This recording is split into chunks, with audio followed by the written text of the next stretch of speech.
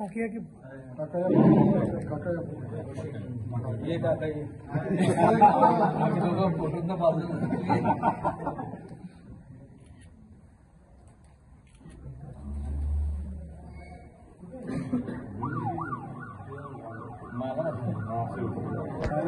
आणि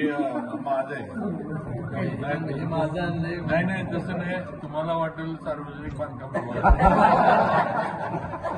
दोघांचाच एक घ्या, दोघांचा तो बुके दे, गणेश तो बुके दे.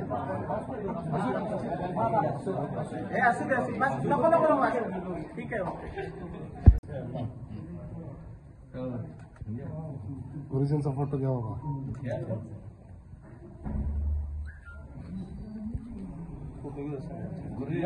बाबा ये सगळे उभे राहा.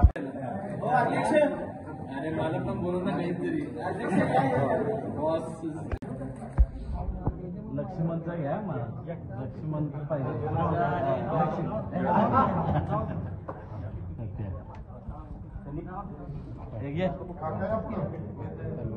बाबा या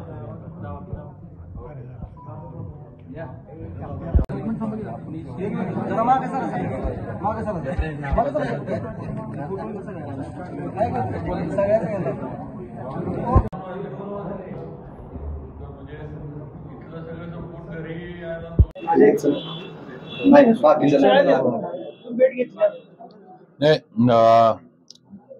मंत्रिपदाचं शपथविधी आणि खातेवाटप झाल्यापासून खासदार छत्रपती उदयनराजे हे दिल्लीला होते अधिवेशनाला. आणि आमचे फोनवरनं बोलणं होत होतं, पण समक्ष भेट आमची दोघांची नव्हती.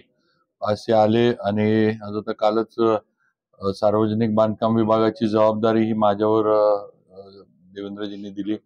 आज उदयनराजेंना भेटण्यासाठी आणि त्यांनी जी भूमिका घेतली की जिल्ह्यामध्ये मंत्रिपदाच्या याच्यामध्ये मला यावेळेची संधी भारतीय जनता पार्टीकडनं मिळाली पाहिजे. ते असतील, मनोज दादा असतील, अतुल बाबा असतील आणि सर्वच भरत पाटील आमचे जिल्ह्यातील सर्वच पदाधिकारी सगळ्यांनीच वेगवेगळ्या पद्धतीनं देवेंद्रजींना भेटून आपापल्या इच्छा व्यक्त केल्या आणि आज माझ्यावर जबाबदारी दिली. आज तसं बघितलं तर मोठी जबाबदारी आहे आणि लोकांच्या अपेक्षा वाढल्यात. आणि नक्कीच मी मागे सुद्धा इलेक्शन आपलं विधानसभेचे झाल्यानंतर मी बोललो होतो की ही आता सातारा जिल्ह्याची नवीन सुरुवात आहे आणि उदयनराजेंच्या नेतृत्वाखाली भारतीय जनता पार्टीचं आज जिल्ह्यामध्ये फार मोठी ताकद आता निर्माण झाली आहे.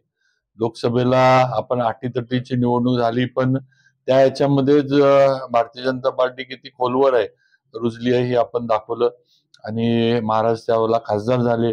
आज त्याचा आनंद आपल्याला सगळ्यांना आहेच आणि तिथूनच सुरुवात झाली. तिथूनच सगळं चित्र हे खरं म्हणजे बदलत गेलं आणि विधानसभेला तर म्हणजे काय म्हणायचं, त्याचा जो काही मंदिर आपण जसं बांधतो म्हणजे पाया उदयनराजेंची लोकसभा होती आणि त्याचा कळस जो आहे ही विधानसभेच्या निवडणुका झाल्या. सर्व जागा महायुतीच्या इथं निवडून आल्या.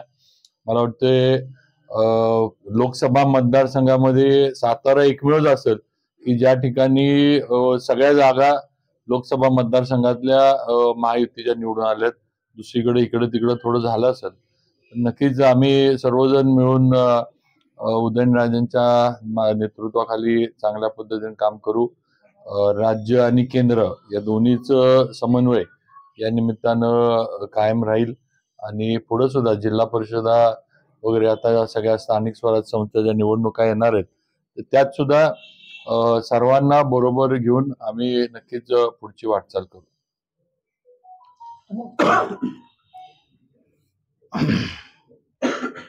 मनापासून खूप आनंद झाला. म्हणजे तसं बघायला गेलं तर काकांनंतर